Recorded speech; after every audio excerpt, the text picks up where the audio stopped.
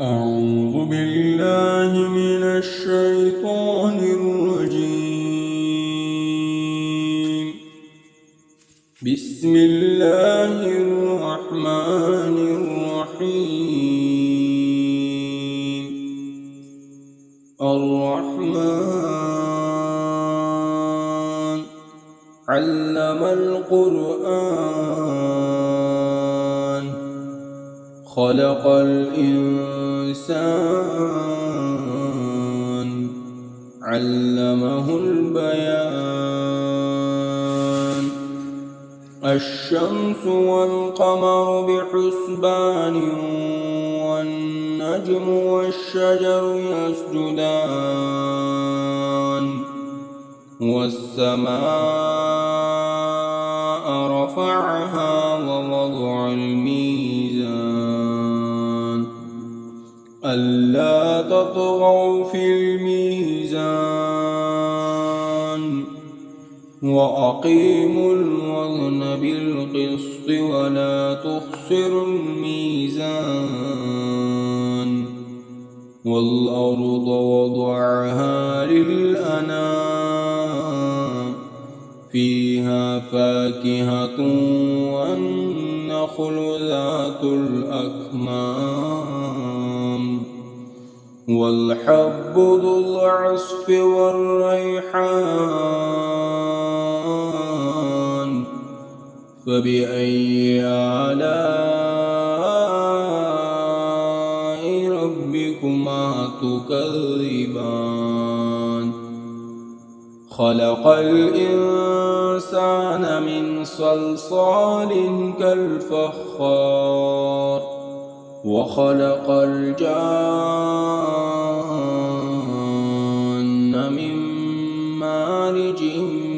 من نار فبأي آلاء ربكما تكذبان رب المشرقين ورب المغربين فبأي آلاء ربكما تكذبان مرج البحرين يلتقيان بينهما برزخ لا يبغيان فبأي آلاء ربكما تكذبان يخرج منهما اللؤلؤ والمرجان فبأي آلاء ربكما تكذبان وله الجوار المنشآت في البحر كالأعلام فبأي آلاء ربكما تكذبان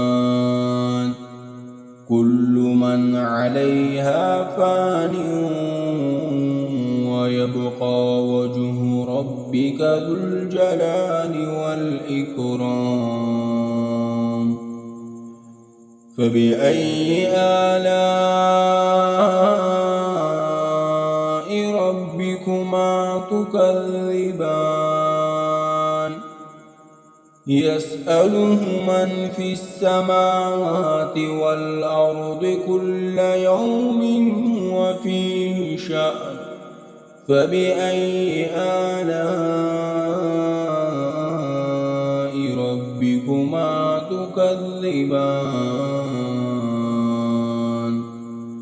سنفرغ لكم أيها الثقلان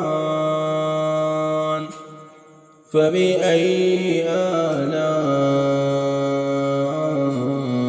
ربكما تكذبان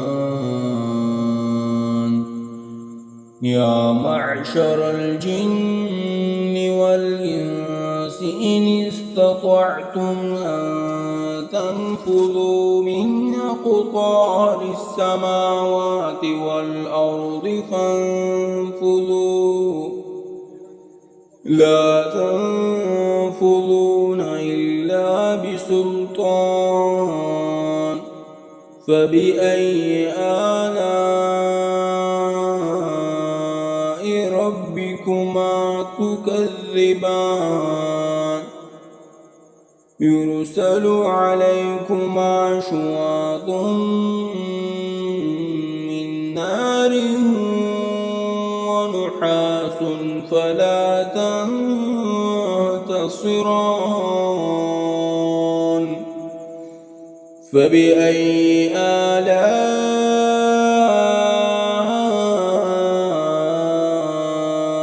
ربكما تكذبان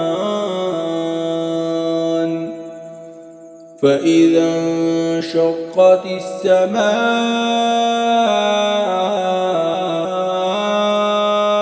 فكانت وردة كالدهان فبأي آلاء ربكما تكذبان فيومئذ لا يسأل عن ذنبه إنس ولا جان فبأي آلاء ربكما تكذبان يعرف المجرمون بسيماهم فيؤخذ بالنواصي والأقدام فبأي آلاء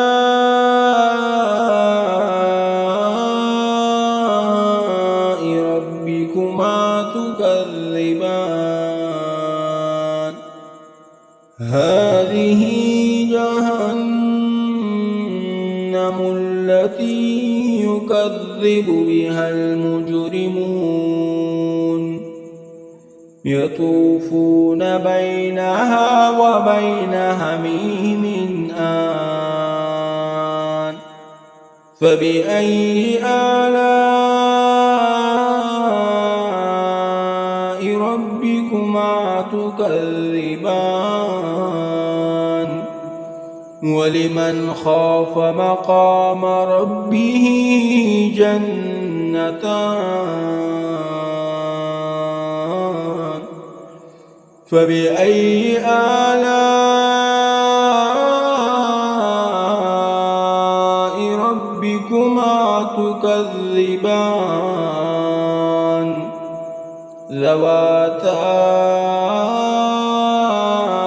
أفنان فبأي آلاء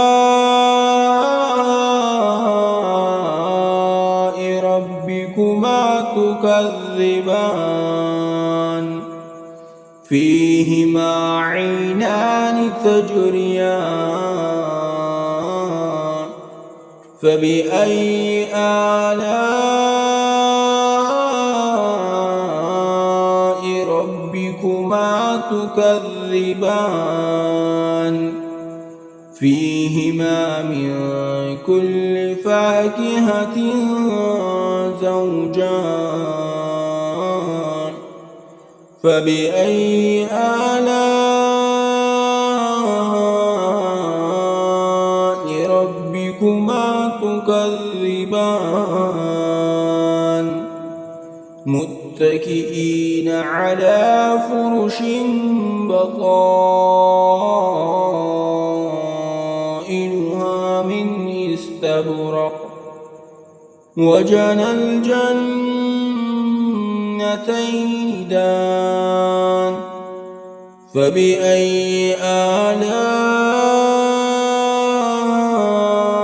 ربكما تكذبان فيهن قاصرات الطرف لم يطمثهن إنس قبلهم ولا جان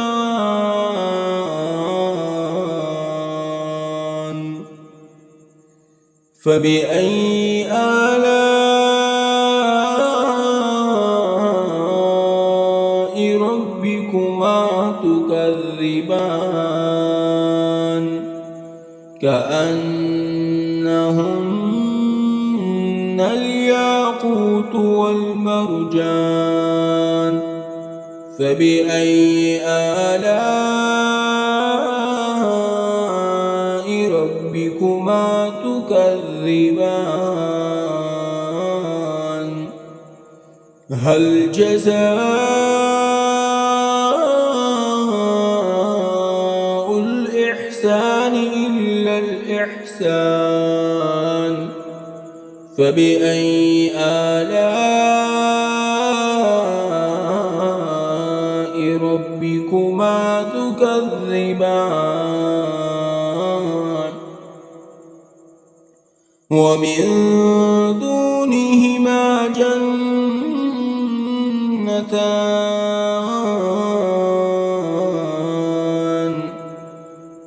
فبأي آلاء ربكما تكذبان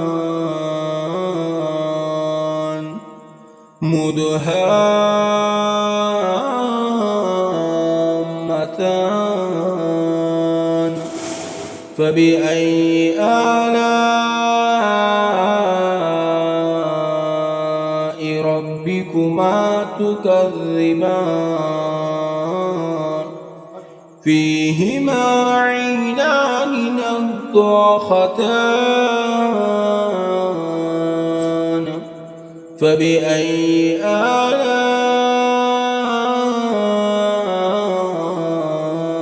ربكما تكذبان فيهما فاكهة ونخل ورمان فبأي آلاء ربكما تكذبان فيهن خيرات حسان فبأي آلاء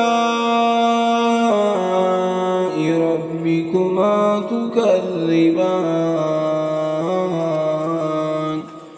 حور مقصورات في الخيام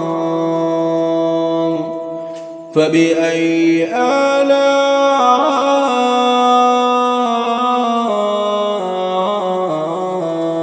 ربكما تكذبان لم يطمثهن إنس قبلهم ولا جان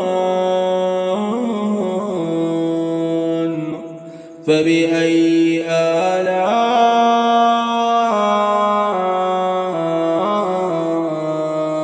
ربكما تكذبان متكئين على رفرف خضر وعبقري حسان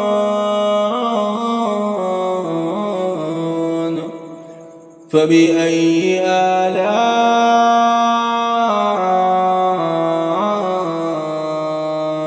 ربكما تكذبان تبارك اسم ربك ذي الجلال والإكرام